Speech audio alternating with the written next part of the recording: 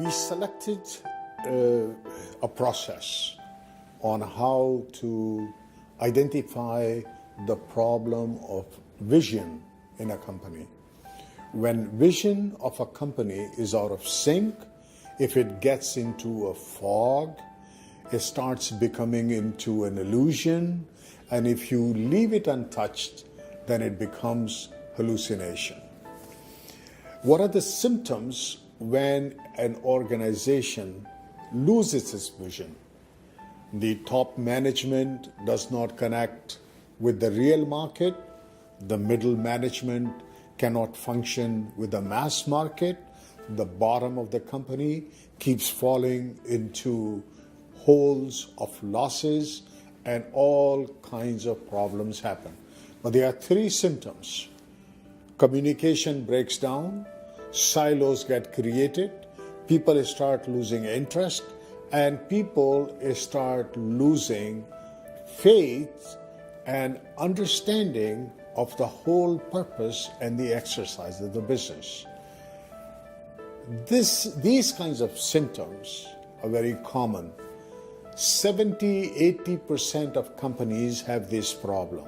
Some know how to define it, some can recognize it, and some think that this is normal and they just want to keep on working hard and harder and sometimes creating no additional results.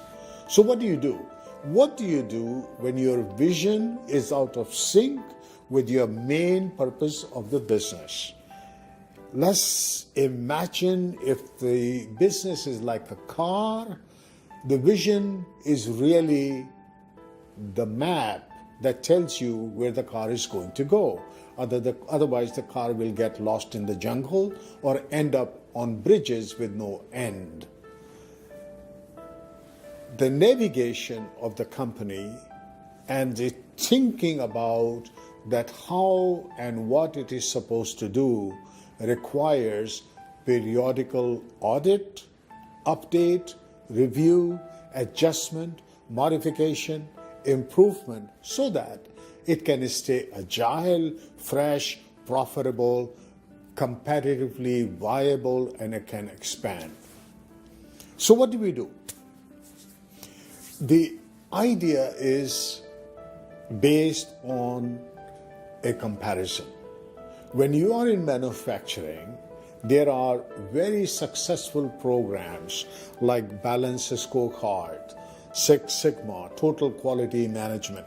All these programs are designed to measure how to make a chair or a bicycle, and it analyzes every single aspect of the manufacturing, cutting cost, giving you control, improving quality.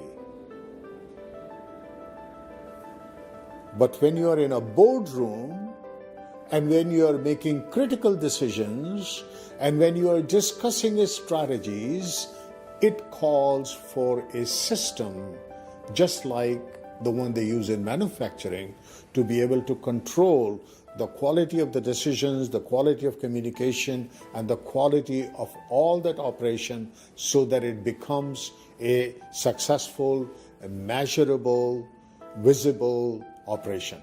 And that's what we call it, crystallization of the vision, so that you can go into the boardroom and you can say, here is the vision and this is what it looks like.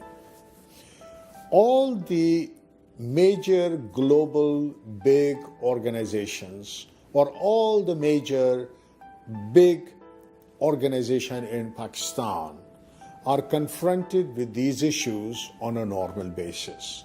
And in order to respond to that, there are two processes. One is very architectural, where you try to create a skyscraper by following rules and laws and procedures so that you know that it has escalators and elevators and windows and air conditioning. Or you take the approach of building a house and then build another house on top of it, and then build another house on top of it, and then you hope that one day you will become a skyscraper. So you work very hard in making houses, but you will never become a skyscraper. Architectural approach is basically the art and science where how you create organizational based business versus a commodity based transactional business.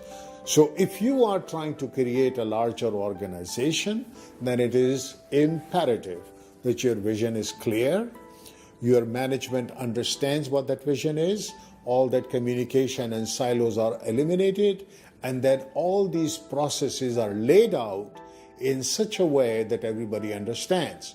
So now let me explain the 14 dimensions that are related, how to structure a business around so that it can become powerful, organized, profitable, and try to create a leadership in the market.